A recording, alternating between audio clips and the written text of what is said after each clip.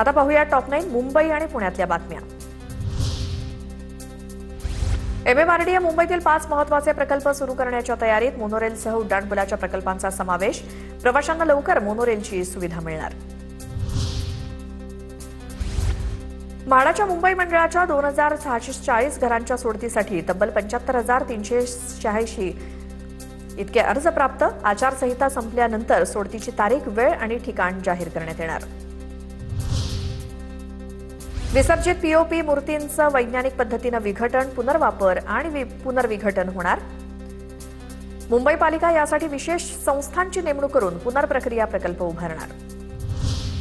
पनवेल शहरात अतिक्रमण विरोधामध्ये महापालिकेची धडक कारवाई। आयुक्त मंगेश चितळे यांच्या सूचनेनुसार अनधिकृत फर्निचर दुकानांवरती पनवेल मनपाची तोडक कारवाई। नेरळमध्ये महावितरण विरोधात नागरिक संतप्त। महावितरणच्या कार्यालयाला संतप्त नागरिकांनी घेराव घातला। कार्यालयावरती धडक देत नागरिकांचं जोरदार आंदोलन।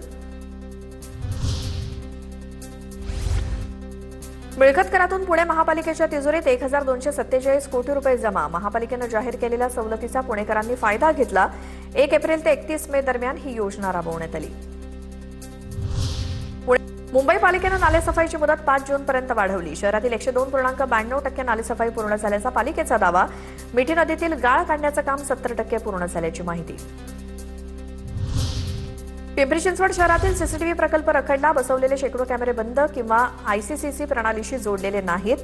संबंधित अधिकाऱ्यांसह ठेकेदारावरती कारवाई करा, नागरिकांची मागणी।